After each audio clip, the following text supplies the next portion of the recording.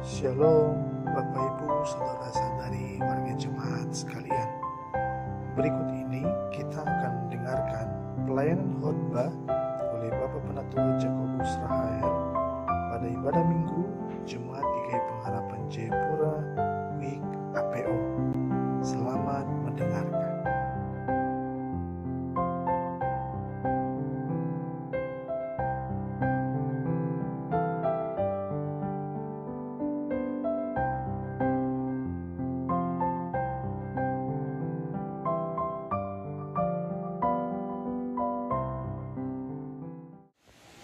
Di Minggu 17 Juli 2022, pembacaan firman Tuhan yang diberikan oleh pembinaan Jemaat Sinodal GKI di Tanah Papua, Roma pasal 1 ayat 1, Roma pasal 12 ayat 1 sampai dengan ayat yang 8, dengan tema gaya hidup Kristiani, ibadah sejati. Kalau kita menggabungkan tema kita hari ini menjadi gaya hidup Kristiani ialah ibadah yang sejati. Artinya tadi kalau ada koma, tapi kalau kita gabung dia, kita menggunakan kalimat tambahan. Sebelum kita merenungkan firman Tuhan hari ini, penting kita mencoba memahami tema kita terlebih dahulu. Pengertian gaya hidup berarti sekelompok orang yang berada di tengah-tengah masyarakat dengan norma atau perilaku yang berbeda dengan masyarakat yang lain. Nanti Bapak dan Ibu pikirkan sendiri, kalau kita orang percaya, orang Kristen yang ditebus, cara dan pandang kita bagaimana untuk hidup di tengah-tengah masyarakat.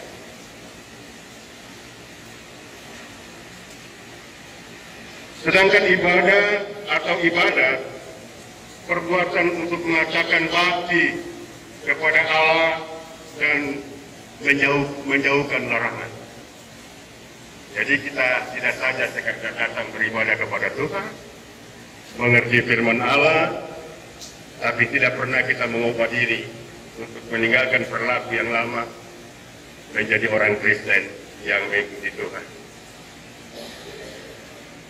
Dan sejati saudaraku yang saya kasihi dalam Tuhan, pengertiannya benar-benar sungguh-sungguh asli, bukan imitasi, dari lubuk hati yang paling dalam.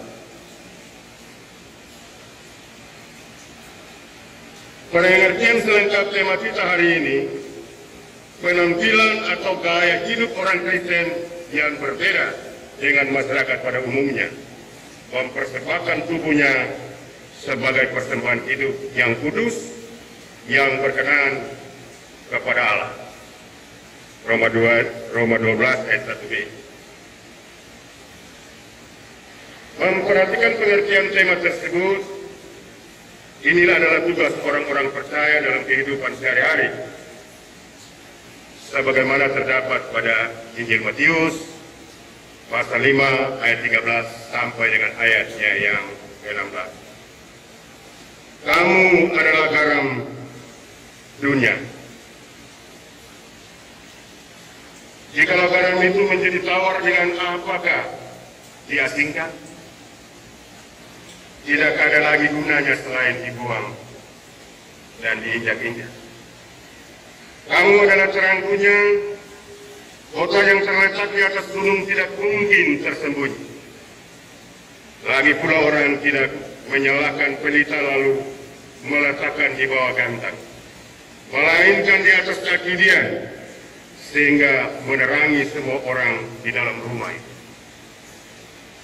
Demikian hendaklah terangmu bercahaya di depan orang, supaya mereka melihat perbuatan yang baik dan memuliakan Bapamu di sorga. Jadi korelasi antara tema yang diberikan Sinodal GKI di Tanah Papua dengan Matius pasalnya yang ke-5 ayat 13 sampai dengan ayatnya yang ke-16 Bapak dan Ibu, kita ditugaskan untuk melayani Kristus dengan membawa terang dan garam kepada dunia.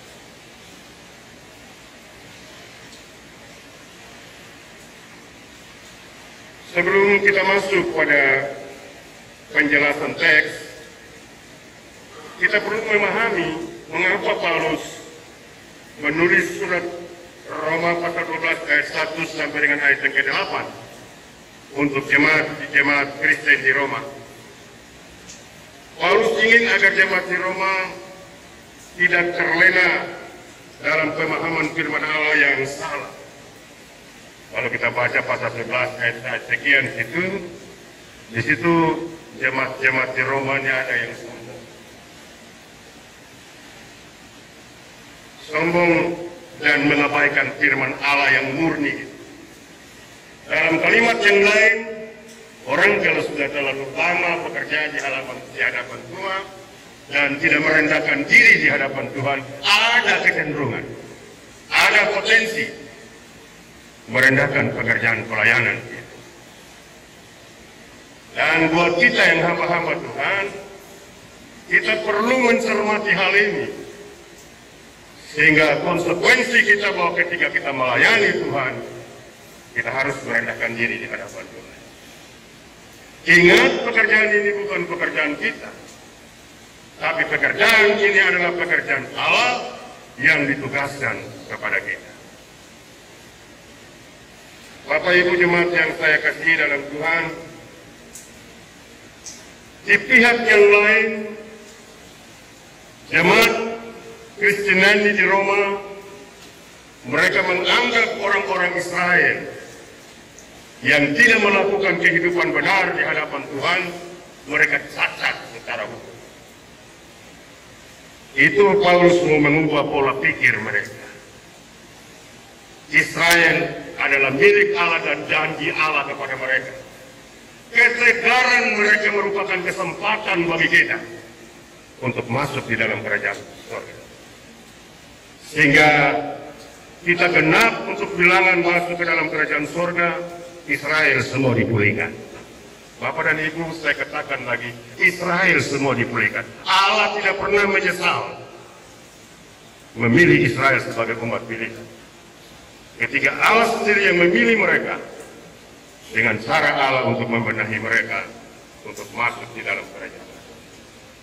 Saudara-saudara yang kasih dalam Tuhan, ini adalah paradigma berpikir jemaat di Roma kepada bangsa Israel. Itu kalau kita baca di dalam pasal yang ke-11 dari Roma yang ke-11, kita akan menemukan bagaimana tendensi orang percaya di Roma melihat bangsa Israel, bangsa pilihan yang hidupnya jauh dari norma yang sebenarnya.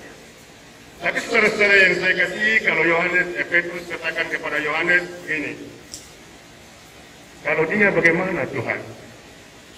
Tuhan Yesus jawab kepada Petrus, dia bukan urusan, tapi engkau pergi dan memberitakan firman Tuhan.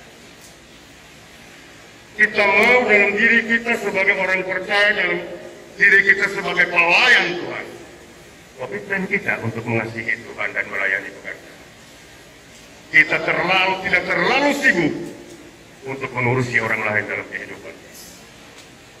Bapak, Ibu, dan saudara-saudara yang saya kasihi dalam Tuhan, mengapa begitu penting menyerahkan tubuh sebagai persembahan yang kudus dan berkenan kepada Allah? Tubuh kita ini kan cuma hanya dibentuk dari tangan ini, dan dia paralel dengan kedagingan. Jadi kalau kita tidak mempersembahkan tubuh kita, kecenderungan kita jatuh ke dalam dosa. Galatia pasal 5 tadi, hukum Tuhan, ayat 19 sampai dengan ayat 19 sampai dengan 21. Sedangkan perbuatan daging ialah pencabulan, kesamaran, hawa nafsu, penyembah berhala dan lain kejahatan. Jadi kalau kita membiarkan daging itu, tubuh kita ini tidak dipersembahkan kepada Tuhan. Pengaruh dunia ini terlalu besar, godaan dunia ini terlalu besar.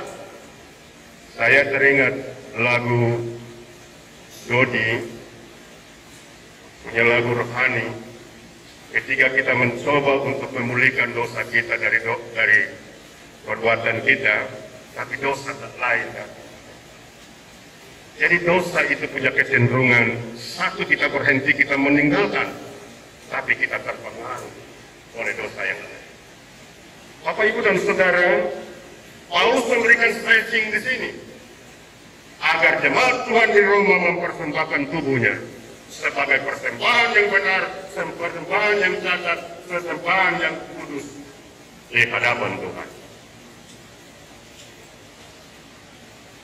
Galatia 5 ayat 22 sampai dengan 23 dikatakan Paulus, ialah tentang buah-buah roh, ialah kasih, sukacita, damai sejahtera, kebaikan, kesetiaan, kelemah lembutan, penguasaan diri.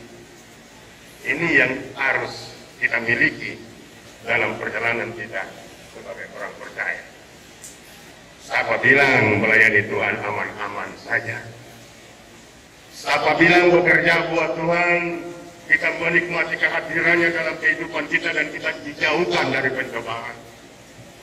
Ternyata, saudara, banyak orang yang bekerja di ladang Tuhan justru jatuh. Banyak orang yang melayani Tuhan justru membuat pencabulan, korupsi, dan lain sebagainya. Maka Paulus pressing, persembahkanlah tubuhmu sebagai persembahan yang harum, persembahan yang kudus, persembahan yang tidak bercacat dan berkenan kepada Tuhan. Bapak, Ibu, dan saudara-saudara yang saya kasihi dalam Tuhan Yesus Kristus,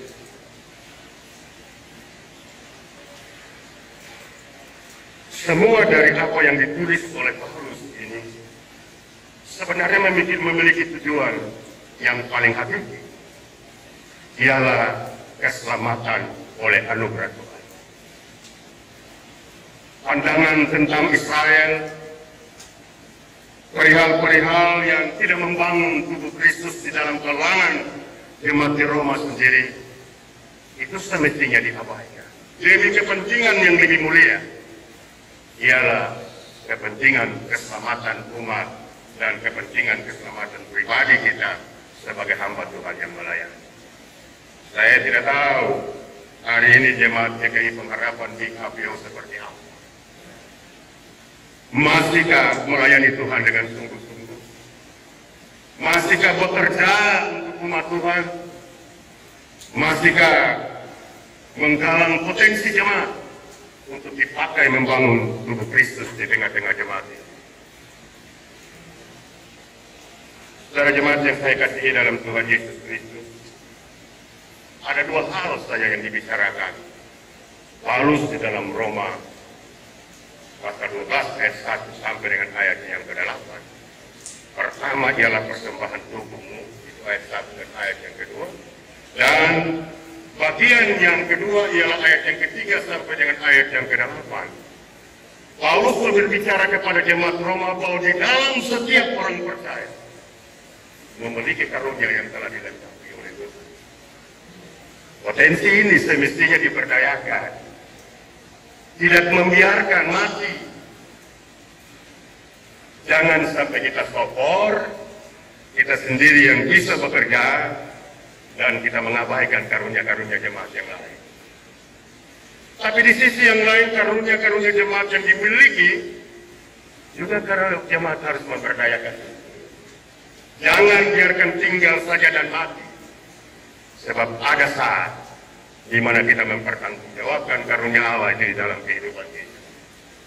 Kita mencoba untuk memperhatikan Markus 12 ayat 1 sampai dengan ayat yang ke-9 tentang penggarap-penggarap kebun anggur. Tuhan mau pergi dan dia menyerahkan kebun anggur kepada orang-orang yang menggarapnya. Di sana ada transaksi bahwa mereka menggarap untuk bersama-sama untuk menghasilkan. Tetapi ketika pohon anggur itu menghasilkan, tuannya menyuruh orang upahan untuk pergi, tapi penggarap itu mengusir, membunuh, melukai. Bahkan sampai akhirnya pada ahli waris sendiri, mereka menangkapnya dan membunuh. Bapak Ibu saudara-saudara yang saya kasihi dalam Tuhan, perumpamaan ini lebih ditujukan untuk hamba-hamba Tuhan yang dipercayakan.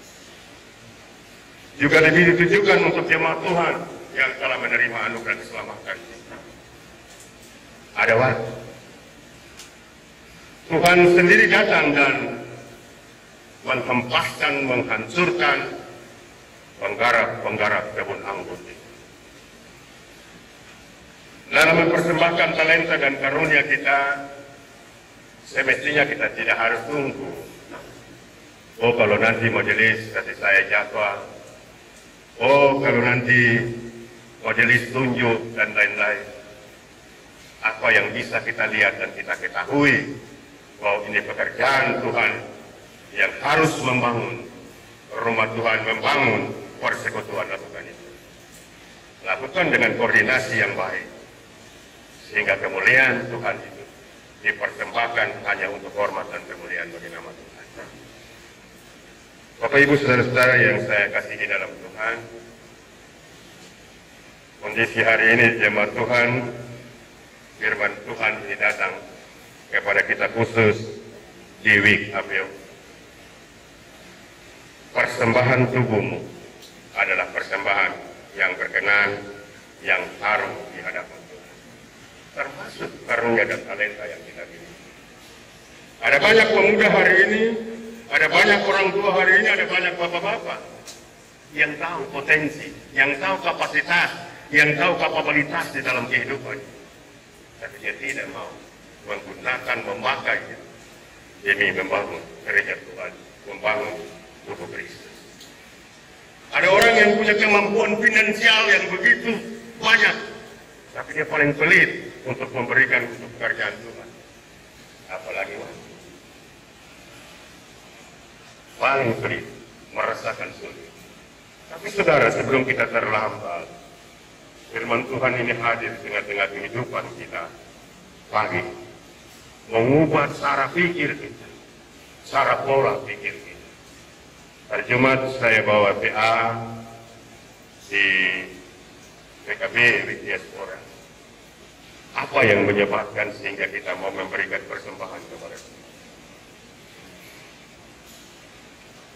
Kita tidak bisa membayar Tuhan dalam praktek kehidupan kekristenan kita. Tapi Tuhan telah mengorbankan dirinya bagi kita. Tersalib, tergantung di bukit Golgota untuk membebaskan kita dari dosa. Persembahan kita tidak cukup untuk mewakili penyaliban Kristus di kayu salib. Itu merupakan pengucapan syukur. Itu mengungkapkan keterlibatan kita di dalam pekerjaan pelayanan. Maka yang kita persembahkan itu tidak sekadar. Ada banyak di antara kita kan kalau kita berdatang ibadah baru dia persembahan tiba-tiba dan bawa botol tanpa persiapan dari awal. Mungkin juga kita tidak mengerti makna persembahan itu. Tapi persembahan pada hakikatnya semula persembahan itu identik dengan ibadah. Katanya sembah, kata dasarnya sembah. Jadi dia menjadi identik dengan ibadah. Dulu tidak ada persekutuan seperti ini. Waktu Abraham dia mempersembahkan Ishak di Bukit Moria. Waktu Kain dan Habel mereka mempersiapkan hasil kebun dan lembu mempersembahkan kepada Tuhan. Jadi kata persembahan itu dari kata dasar sembah. Itu gaya mereka mempersembahkan kepada Tuhan untuk memuji dan mempermuliakan nama Tuhan.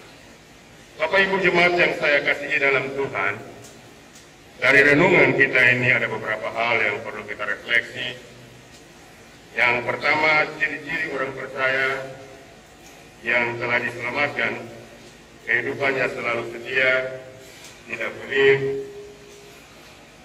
tegang rasa dalam kehidupan pekerjaan pelayanan, dan menghormati, menghargai orang lain sebagai rekan pelayanan, sebagai persekutuan yang telah diselamatkan oleh Tuhan. Itu kita mau mengaplikasikan dalam kehidupan. Perhatikan, kita tidak biarkan potensi yang ada pada kita, tinggalkan mereka, biarlah mereka sendiri berjalan menurut mereka sendiri, sehingga potensi itu tidak dapat dipergunakan secara baik. Bapak, Ibu, dan Saudara, kita punya ciri yang berbeda. Kita punya ciri yang selalu mengikat diri kita di dalam persekutuan. Kita tidak bisa menjadikan diri kita individual, tapi kita selalu ada dalam persekutuan untuk mengamati, tapi turut serta membangun pekerjaan Tuhan, membangun rumah Tuhan, membangun persekutuan. Hal yang kedua, saudara yang saya kasihi dalam Tuhan, suka membaca firman Allah yang merupakan satu-satunya kebenaran yang mampu mengubah perilaku lama yang tidak sesuai dengan kehendak Kristus menjadi perilaku yang baru, yang menyenangkan, selalu memuji memuliakan nama Tuhan Yesus dalam kehidupannya sehari-hari, merupakan bentuk kesaksian kepada dunia ini. Jangan sebaliknya menjadi satru salib Kristus, karena kalau itu yang terjadi dalam kehidupan kita, pengorbanan Tuhan Yesus di kayu salib akan menjadi sia-sia.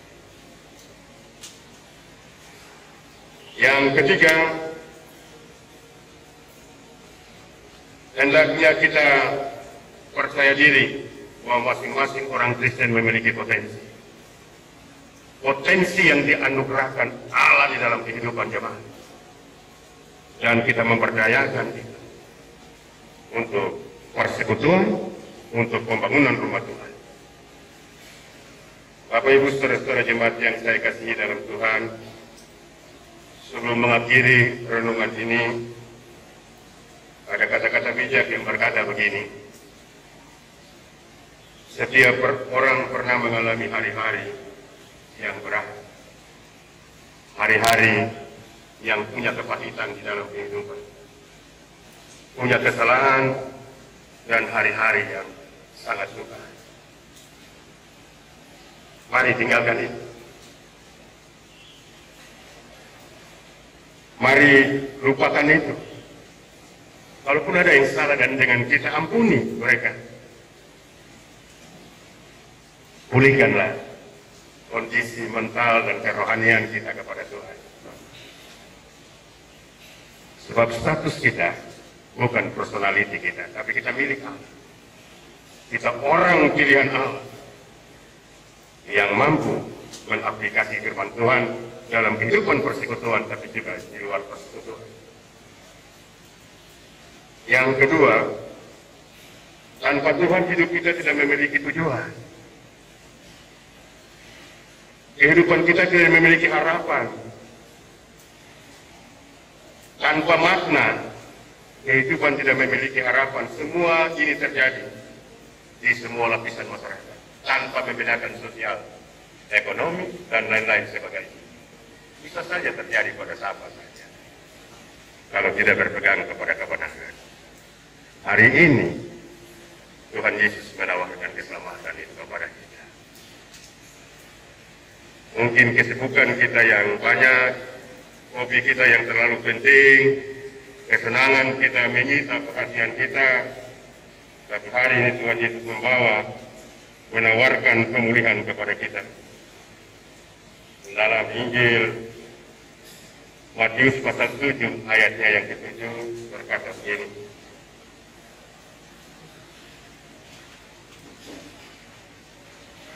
mintalah maka akan diberikan kepadamu, carilah maka kamu akan mendapatkan, ketukkan maka pintu akan dibukakan kepadamu. Firman Tuhan ini datang kepada kita sekalian di minggu ini. Kiranya Tuhan berkenan memberkati firman-Mu, menolong kita dalam cara pandang kita masing-masing, dan kita tidak lupa akan status kita sebagai warga kerajaan Allah yang sudah disiapkan untuk masuk ke dalam kerajaan surga, dan kita mau menjadi berkat bagi dunia ini. Tuhan memberkati firman-Nya bagi kita sekalian. When I reach the valley every soul must journey through, I'll remember then how well you know the way. I'll put my hand in your hand like a trusting child would do, and say,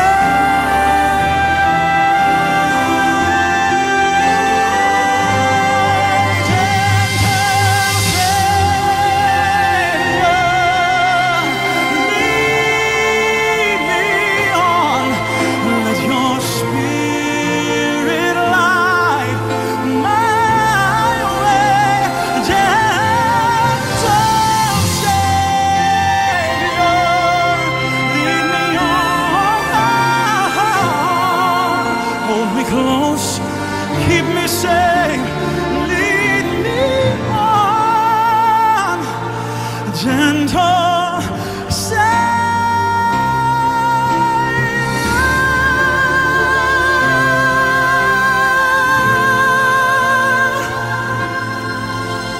Lead me on, gentle